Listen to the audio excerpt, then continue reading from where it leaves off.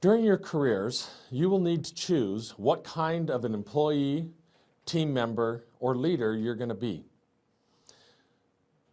It seems like an easy choice now, but we can get into patterns and habits that can either reinforce the positive kind of performance that we want to do or can be a distraction.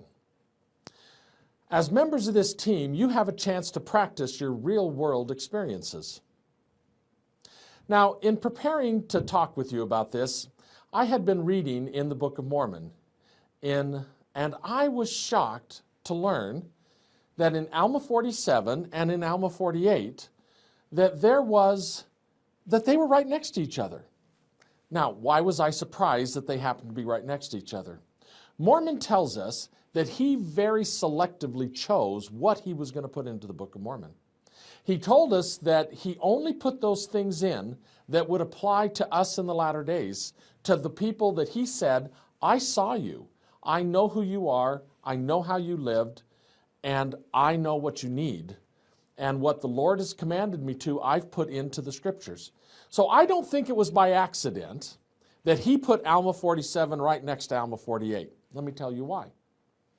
In Alma 47, we see the culmination of the strategy, the nastiness, the lying, cheating, murdering that Amaleckiah did to rise to power in the Lamanite nation.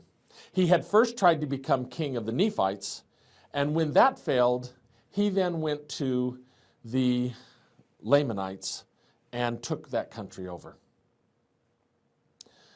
Now, while he chose to show Amaleckiah in time frame on his activities, in the next chapter, he brings up Moroni, who we've only shortly been introduced to. Most of what Captain Moroni will do will happen in many later chapters. But Mormon takes this time to give a character sketch of who Moroni was, what kind of man Captain Moroni was, how he treated his people, how he lived by his own character and commitment. Why did he put those two together? I think Mormon was trying to show us the different styles of leadership and the impact that that had on the people around them. Let's look at Amaleckiah. Amaleckiah told people what they wanted to hear, to win them over to his side. He was subtle and deceptive, like a snake. He took advantage of others as he sought for power and recognition. When he was with the Nephites and led them into battle to try and conquer, to take over, when his team started to lose, when the battle went against his army, he left. He was off to the Lamanites as a coward, escaping when his project was failing. He had no care or concern for those around him or for his country's success. In fact, he joined the enemy as soon as he wasn't able to lead. He did as little as possible himself. Notice that he used aides to do all of his dirty work. He didn't do the dirty work himself. He lied, schemed, and murdered to get his way. Now, what kind of person was Moroni, Captain Moroni? Well, let's look at him. He prepared his people's hearts for the words of Christ and to make them better.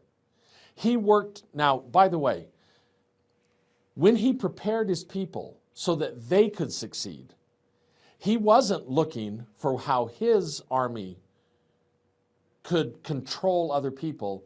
He was looking to build character and strength in the people who was on his team. He worked tirelessly to build security and fortifications to protect his people.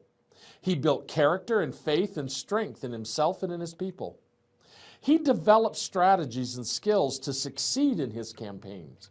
He was always building, working, trying to help the people around him to be able to have the skills and capabilities necessary to succeed. And he made his people stronger and independent. Now, you have a choice. You're going to be serving on a team of people. And you can choose to be like Amaleckiah. I've been on teams with people like Amaleckiah, and they really do as little as they can. They are constantly looking to self-promote. They are busy doing other stuff, but hoping to get credit for the things that you're doing. And I've been on teams with people like Captain Moroni, people who are committed to the project, people who are putting all of their efforts in, people who are helping me become better, helping me to be the best teammate that I can be, and constantly looking to how they can build success for us, for our organization, and for the team. You need to make that decision. Will you be an Amaleckiah, or will you be a Captain Moroni? It's really your decision. I hope that you will choose to build strength in yourself and those around you and have a successful project.